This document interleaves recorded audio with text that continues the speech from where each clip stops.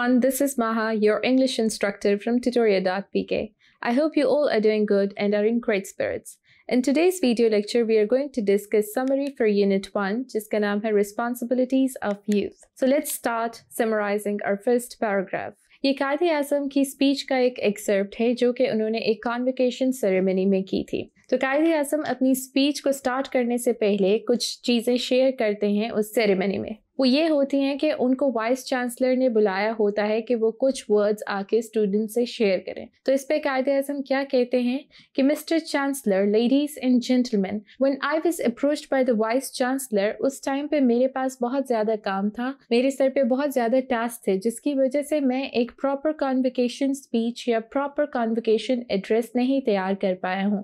उनके हिसाब से एक प्रॉपर कॉन्वोकेशन एड्रेस कैसा होता कि सारे जो सब्जेक्ट्स यूनिवर्सिटी ऑफर कर रही है उसके बारे में वो बारी बारी बोलते हैं। तो इस वजह से वो सारे सब्जेक्ट्स के नेम भी लेते हैं कि एक प्रॉपर कॉन्वोकेशन जिनमें मैं सारे सब्जेक्ट्स जैसे कि हिस्ट्री, फिलॉसफी, साइंस, लॉ, इन सब को रेफर करता, वो मैं नहीं कर पाया हूँ। लेकिन जैसे कि मैंने आपसे प्रॉमिस किया था that I will definitely share some words with you, तो इस प्रॉमिस को पूरा करते हुए मैं आज आप लोगों से कुछ वर्ड्स ज़रूर शेयर करूँगा। फिर सेकेंड पैराग्राफ की तरफ जाते हैं जिसमें वो वाइस चांसलर का थैंक यू करते हैं, उनका शुक्रिया अदा करते हैं, किस लिए कि उन्होंने कायदे आज़म को बहुत अच्छे वर्ड्स में एड्रेस करके स्टेज पर इनविटेशन दी होती है, इनवाइट करते हैं। तो वो थैंक यू करते हुए कहते हैं कि जो कुछ भी मैं आज हूँ या जो कुछ भी मैंने अपनी स्टेट के लिए किया है वो मेरी ड्यूटी थी, मेरा फ़र्ज़ था, और ऐसा फ़र्ज़ था जो कि हर मुसलमान पर इनकम्बेंट होता है, यानी वाजिब होता है। ये फ़र्ज़ क्या था कि वो अपने स्टेट के लोगों को ऑनेस्टली और सेल्फलेसली सर्व करें, ईमानदार रह के सर्व करें।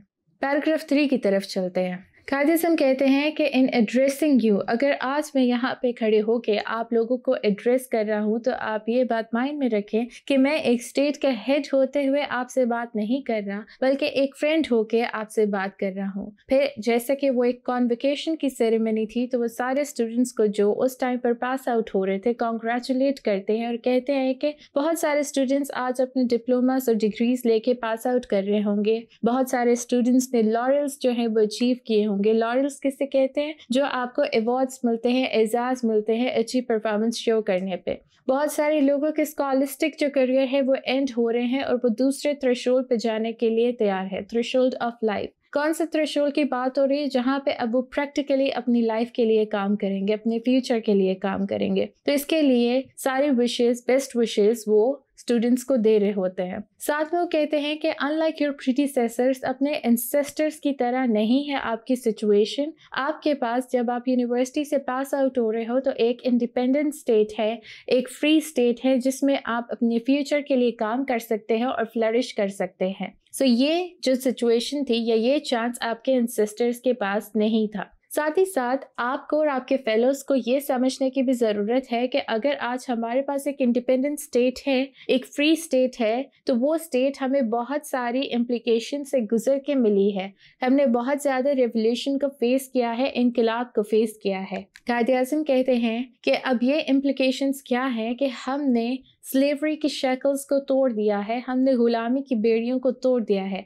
अब जहाँ पे हम रह रहे हैं, this state is our own state, this government is our own government. अब हम एक फ्री स्टेट में फ्री लोगों की तरह रह रहे हैं। लेकिन अगर हमारे पास आज ये फ्रीडम आ गया है तो इसका मतलब ये नहीं है कि हम इस फ्रीडम को किसी भी तरह से यूज़ कर सकते हैं, जो चाहे कर सकते हैं। ये लाइसेंस हमारे पास नहीं आया है। You can not do anything irrespective of the interest of other people. यहाँ पे अदर पीपल किन लोगों का कहा गया है कि पाकिस्तान में We know that majority is of Muslims, but साथ ही साथ minorities भी हैं जो कि दूसरे रिलीजन से ताल्लुक़ रखती हैं।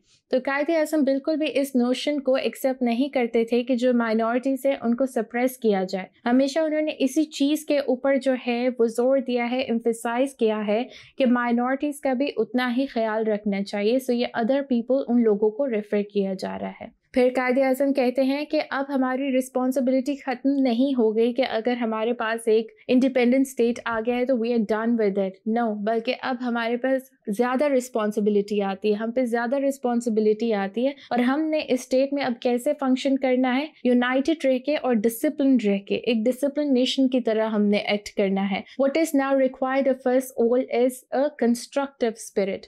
अब जब हमने एक स्टेट अटेन कर ली है, अचीव कर ली है, मिलिटेंट स्पिरिट के साथ अब हमें काम नहीं करना बल्कि कंस्ट्रक्टिव स्पिरिट के साथ करना है। मिलिटेंट स्पिरिट मतलब फोर्स के साथ काम नहीं करना। जब उसकी ज़रूरत थी हमने उसको इनकॉर्पोरेट करके अपनी स्टेट अटेन कर ली। Now we don't need it. फिर कायदे आज़म एक कंपैरिजन ड्रॉ करते हैं कि अगर एक इंसान जेल में रहता है और फ्रीडम के लिए फाइट करता है, it's way easier than running a government. Government को रन करना काफ़ी मुश्किल है। कायदे आज़म कहते हैं जब पाकिस्तान एग्जिस्टेंस में आया तो ऑब्वियसली एनिमी जो मुल्क थे वो बिल्कुल खुश नहीं थे and obviously they had to play their part. किस चीज़ का कि वो आपके रास्ते में हिंड्रेंसेस डालते कि ये पाकिस्तान जो आज एग्जिस्टेंस में है वो ना आए। ऐसा ही किया और हमारे रास्ते में बहुत ज़्यादा इम्प्लिकेशंस आई। जब पाकिस्तान अभी एग्जिस्टेंस में आया ही था, पंजाब दिल्ली हॉलोकॉस्ट हो गया और उसके कॉन्सिक्वेंसेस में thousands of men, women and children were mercilessly butchered. उनको बहुत बेरहमी से ज़िबा किया गया,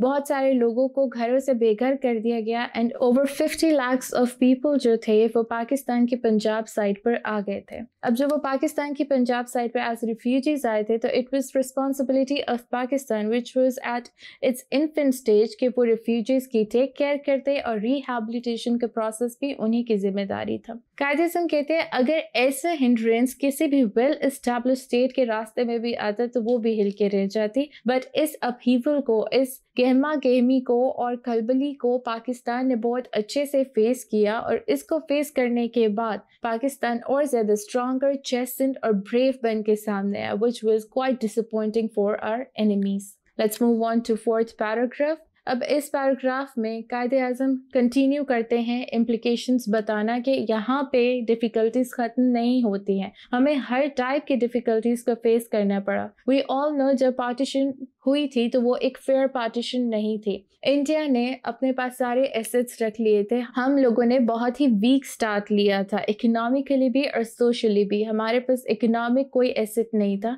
मोर ओवर मिलिट्री वेपन्स या मिलिट्री एसेट्स भी इंडिया ने अपने पास रख लिए थे, विच मीन्स कि हमारे पास अपने आप को डिफेंड करने के लिए भी इतनी वेपनरी नहीं थी। सो कायदे आज़म ये बताते हैं कि सोशल और इकोनॉमिक डिफिशिएंसी है हमारे पास अभी तक भी, और अभी भी इंडिया में कुछ लोग हैं जो स्टिल सोच रहे हैं कि पाकिस्तान को किस तरीके से दोबारा से नीचे लाया जाए, इसकी एग्जिस्टेंस ख़त्म की जाए, और वो इस उम्मीद के साथ कहते हैं कि मैं उम्मीद करता हूँ कि उनका जो ये थॉट प्रोसेस है वो चेंज हो जाएगा। They are very vigilant about us. तो आपको इस बारे में करना क्या है, जो भी आप ऑक्यूपेशन या पेशा चूज़ करते हो वो आपने किस तरीके से चूज़ करना है। You are suppose to be just with your self, with your parents and with your state. आपने अपनी सारी अटेंशन जो है वो अपनी स्टडीज़ को डिवोट करनी है, क्योंकि अब हमारा जो वेपन है वो नॉलेज है और बुक्स है। आगे का जो बैटल है वो हमारी यूथ ने फाइट करना है with knowledge and with books. अगर आप अपनी अटेंशन सिर्फ स्टडीज़ को डिवोट करोगे तभी आप अपने स्टेट के लिए एक एसेट बन सकोगे, सरमाया बन सकोगे और बाइस फ़ख्र बन सकोगे। एंड तभी हम ये जो हमारा एक सोशल और इकोनॉमिक गैप है we would be able to fill it.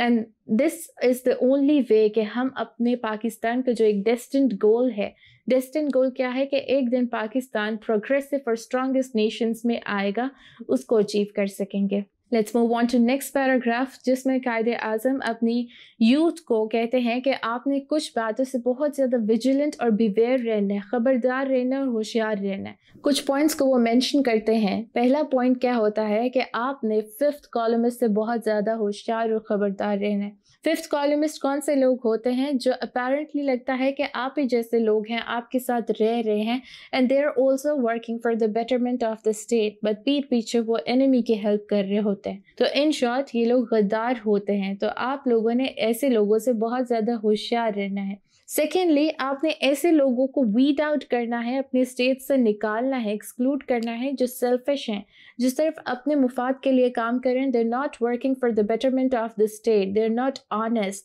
वो सिर्फ दूसरों को एक्सप्लॉइट करना चाहते so that उनके अपने मुफाद पूरे हो सकें। Thirdly, आपने ऐसे लोगों को जज करना है जो ऑनेस्ट हैं, सेल्फलेस रह के अपने स्टेट के लोगों को सर्व कर रहे हैं और अपने पूरे हार्ट एंड सोल के साथ अपनी नेशन के लिए काम कर रहे हैं।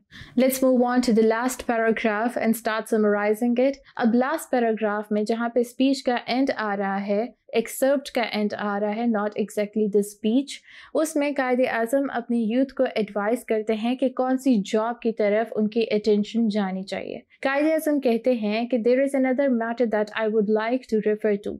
वो मैटर क्या है कि माय यंग फ्रेंड्स, अब तक आप एक रट को फॉलो करते आ रहे हो। रट क्या होता है? रोड पे जब एक ही पैसेज पे गाड़ियां गुजरती रहती हैं तो एक लंबा सा खड्डा पड़ जाता है, तो अगर गाड़ियों को गुजरना है तो उसी रट को, मतलब उसी खड्डे को फॉलो करना पड़ता है। सो इन दिस कॉन्टेक्स्ट क्लीशे यानी घिसी पिटी जो बातें हैं, जो आइडियाज़ हैं, उनको, पुराने रिवाज को रट कहा जा रहा है। कायदे आज़म ने कहा है कि आपको पुराने रिवाज को पीछे छोड़ना है। किस चीज़ का पुराना रिवाज? कि अगर यूनिवर्सिटी से स्टूडेंट्स पास आउट होते हैं तो उनका मेन गोल क्या होता है कि after passing out from the universities they are supposed to get government jobs. ये जो पुरानी बातें हैं इनको पीछे छोड़ना है। वो कहते हैं, जैसे कि वाइस चांसलर ने बोला है कि हमारा ओल्ड एजुकेशन सिस्टम या ओल्ड गवर्नमेंट सिस्टम क्या चाहता होता था कि उनको सिर्फ वेल इक्विप्ड क्लर्क्स चाहिए होते थे। वेल इक्विप्ड क्लर्क्स हो तो वो स्टेट के लिए काफ़ी हैं, they are enough, but this is not the case right now. So clerks होना काफ़ी समझा जाता था और कुछ क्लर्क्स फॉर्चुनेट होते थे कि अपने हार्ड वर्क से किसी हायर रैंक पर पहुंच जाते थे, लेकिन हर क्लर्क फॉर्चुनेट नहीं होता है। सिविल सर्विसेज में भी मेनली ब्रिटेन काम करते थे and later on Indian element को इंट्रोड्यूस किया गया था। सो कायदे आज़म कहते हैं ये सारा काम किस लिए हो रहा था? एक मेंटालिटी को और एक साइकोलॉजी को डिज़ाइन करने के लिए कि आपको अगर अच्छा फ्यूचर चाहिए, सिक्योर फ्यूचर चाहिए, and if you want to flourish in your life you have to get a government job. अगर किसी को गवर्नमेंट जॉब मिल जाती है so that person has reach his height. अब ये नोशन पुराना हो चुका है। कायदे आज़म एक एग्जांपल देते हैं कि अगर एक मास्टर्स डिग्री होल्डर है, उससे ज़्यादा एक टैक्सी ड्राइवर जो है वो अर्न कर रहा है, not even just a taxi driver, एक मिनाइल सर्वेंट जिसको किसी वेल टू डू आदमी ने हायर किया हुआ है, उसकी पे भी एक मास्टर्स डिग्री होल्डर से ज़्यादा है। सो यू सी कि गवर्नमेंट जॉब में इतने ज़्यादा बेनिफिट्स नहीं हैं। अगर सबको गवर्नमेंट हायर करने लग जाए इट्स नॉट पॉसिबल। बल्क में यूनिवर्सिटी से स्टूडेंट्स पास आउट करते हैं, लेकिन गवर्नमेंट में लिमिटेड जो है वो सीट्स या वैकेंसीज होती हैं। ऑब्वियसली लिमिटेड नंबर को रखा जाता है, जो एक्सक्लूड हो जाते हैं उनके कॉन्सिक्वेंसेस क्या होते हैं? वो डीमोरलाइज हो जाते हैं एंड देन वो हर किसी से ईजिली एक्सप्लॉइट हो सकते हैं। मैं ये नहीं चाहता कि आप क्लर्क्स बनो और पूरी लाइफ एक डिंगी इन्वायरमेंट में काम करते हुए गुजार दो, एक ख़राब माहौल में काम करते हुए गुजार दो। सो इसका क्या सॉल्यूशन या एडवाइस देते हैं कि अब बहुत ज़्यादा नई एजुकेशनल एवेन्यूज़ और फील्ड्स आ चुकी हैं, आप अपनी अटेंशन उस तरफ डाइवर्ट करो। कायदे आज़म कहते हैं कि मैनुअल वर्क या लेबर में कोई बुराई नहीं है, हमें बहुत ज़्यादा ज़रूरत है ऐसे लोगों की जो टेक्निकल फील्ड में एजुकेटेड हो। टेक्निकल फील्ड में एजुकेटेड हो यानी कि उन्हें लॉ, बैंकिंग, कॉमर्स की समझ हो, इसमें एजुकेटेड हो। अब इस तरीके से हम अपना सोशल और इकोनॉमिक जो गैप है वो भी फिल कर सकते हैं। ही सेज कि जैसे कि ये स्टेट अभी अभी न्यूली एग्जिस्टेंस में आए हैं, बहुत सारी चीज़ें स्टेट में न्यू इस्टेब्लिश हो रही हैं, जैसे कि commercial firms and then insurance companies, banks. तो जब ये चीज़ें नहीं बन रही हैं, उनको कुछ नए लोग भी चाहिए यहाँ पे काम करने के लिए। So you are suppose to try your luck here. जो बेनिफिट्स या एडवांटेजेस आपको यहाँ पे मिलेंगे, I can assure you government job में वो एडवांटेजेस नहीं हैं। फिर ही सेज के इससे आपकी लाइफ और ज़्यादा हैप्पी और प्रॉस्परस बन सकती है, क्योंकि there are far more opportunities. इस तरीके से आप अपने लिए भी काम कर सकते हो और स्टेट के लिए भी काम कर सकते हो। फिर कायदे आज़म एक इंस्टेंस को डिस्क्राइब करते हैं, एक एग्जांपल देते हैं कि उन्होंने एक आदमी को एडवाइस किया था कि उसको बैंक में जॉब करनी चाहिए, और उस एडवाइस पर एक्ट अपॉन करते हुए उसने बैंक में जॉब की just for 200 rupees. But after 4 years जब कायदे आज़म उससे मिले तो ही वॉज अर्निंग 15,000 रुपीज़, जो कि उस हिसाब से, उस टाइम के हिसाब से बहुत ही एक हैंडसम सैलरी थी। And at that time he was working as a manager of that bank. So Quaid-e Azam कहते हैं, these are the opportunities to have and I do impress upon you now to think in these terms. So with this we have come towards the end of our today's video lecture. I hope जो भी आज हमने पढ़ा वो आपको clarity के साथ समझ आया होगा. Inshallah we'll be talking about some new topic in our next video. Till then, take care. This is Maha, your English instructor, signing out.